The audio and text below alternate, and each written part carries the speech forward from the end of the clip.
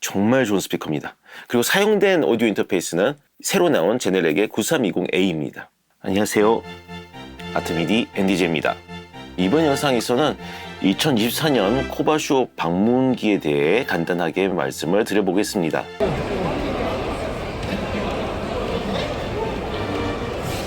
결론부터 말씀드리면 이번 코바쇼 때 음향 부스 쪽은 제네렉 8381A를 빛내기 위한 그런 전시회였다. 이게 제 결론입니다. 사실 작년에도 코바쇼에서 크게 볼거리는 없었습니다. 워낙 경기 불황에다가 이 업계에서도 새로 출시되는 그런 재미있는 제품도 없고요. 옛날에는 개성 있는 제품들이 굉장히 많이 나왔어요. 브랜드별로 자기네 이미지도 있고 그 가격대에서의 자기네들이 표현할 수 있는 그런 기능들. 하지만 지금 그런 모든 경계선이 다 무너졌죠.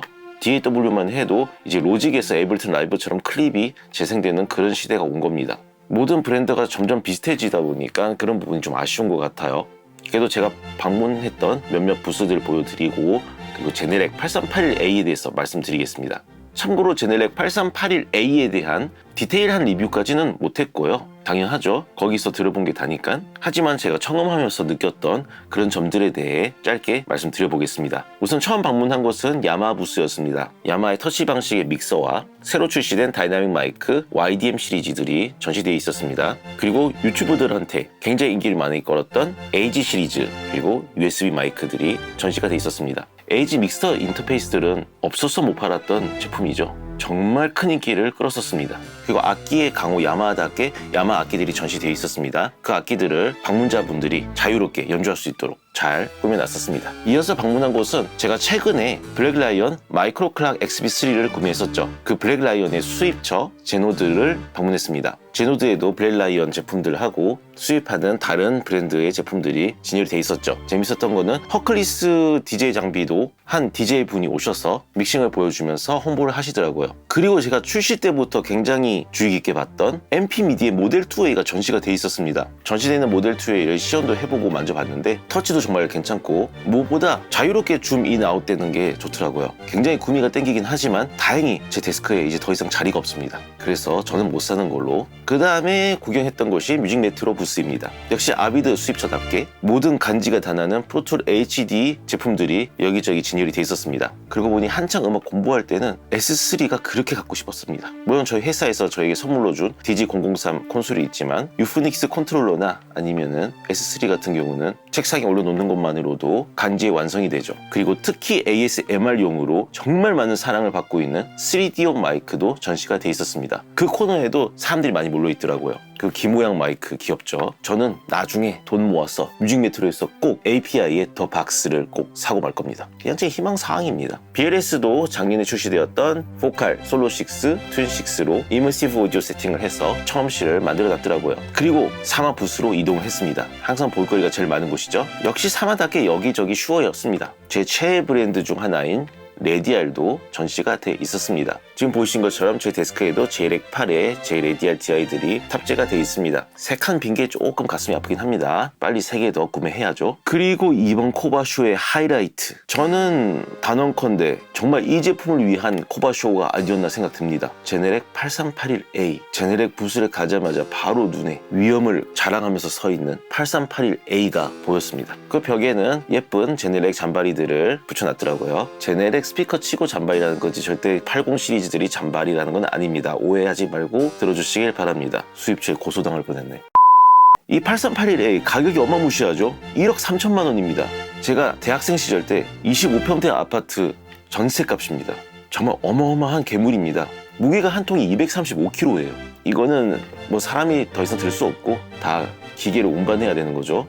15인치 서브우퍼가 박혀있고 트위터는 8351부터 장착되어 있는 25mm 트위터입니다. 저는 개인적으로 제네렉의 진짜 사운드는 8351부터라고 생각해요. 8341까지 그 19mm 트위터는 물론 좋지만 제가 원하는 하늘을 찌르는 그런 하이데어까지는 나와주진 않더라고요.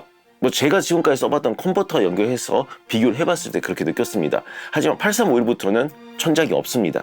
제가 8341, 8351 이렇게 놓고 A/B 테스트를 해봤습니다. 트위터가 6mm 차이 나서 어떤 차이가 있을까? A/B 테스트를 했을 때 25mm 트위터하고 19mm 트위터 차이가 꽤 커요. 꽤 큰 게 아니라 크죠. 하나는 천장이 있고 하나는 천장이 없으니까. 근거 없는 얘기 아니고 진짜 기회가 되신다면 꼭 19mm 트위터가 달린 제품이랑 25mm 트위터가 달린 제품 비교해보시길 바랍니다. 그래서 저는 제네렉은 8351부터 정말 좋아합니다. 어쨌든 제 개인 취향 존중 부탁드립니다. 어쨌든 그래서 이 괴물의 표효를 들어보고 싶어서 저도 줄을 썼습니다. 그냥 줄 서서 한 명씩 청음을 해볼 수 있었거든요. 줄 서면서 옆에서 들리는 그 사운드만 해도 사운드 디테일이 다 느껴지더라고요. 그래서 야, 이거 스위스팟에서 들으면 잭팟이겠구나 이런 생각을 했습니다. 정말 기대를 많이 했습니다. 제 앞에 계셨던 분의 경우는 전 우리나라에서는 대부분 모를 거라고 생각하는 마누차오라는 가수곡으로 청음을 하시더라고요. 솔직히 좀 놀랐습니다. 제 주변에 단 한 명도 이 가수를 아는 사람이 없거든요. 제 한국 지인분들 중에 단 한 명도 이 가수를 아시는 분이 안 계시거든요. 아, 정말 좋은 아티스트죠. 유럽의 외국인 노동자들을 위해서 항상 싸워주고, 제가 중고등학생 때 정말 많이 들었던 가수 중에 한 명입니다. 마누차오. 레게 좋아하시면 여러분도 한번 들어보세요. 레게 아니면 스카 이쪽 좋아하시면. 자, 그럼 잡담 그만하고 다시 스피커로 넘어오면은 확실히 비싸면 좋은 것 같습니다. 어쩔 수가 없는 것 같아요. 제가 2천만 원 이상 넘어가는 스피커는 들어본 적이 없어요. 제대로 들어본 적이 없습니다. 당연히 그럴 기회가 없으니까요. 물론 제가 포칼 하이파이 수입처인 오디오 갤러리 직원이라면 들어봤겠죠. 뭐 그쪽이랑 연이 되지 않아서 한 번도 들어본 적 없습니다. 그런데 이 정도일 줄 몰랐습니다. 솔직히 암피온 218, 베어풋 MM27, MM26, 제네렉 8361, 키 오디오 이런 스피커들은 들어봤지만 8381A는 또 다른 세상이네요. 하긴 가격이 1억 3천인데 비슷비슷하면은 그건 실패작이란 거죠. 룸 어쿠스틱이 하나도 안 돼 있는 코바쇼장에서 가벽으로 세운 부스이고 주변에서 많은 소리들이 들리지만 이 스피커가 어느 정도 디테일을 보여주는지에 대해서는 알 수 있었습니다.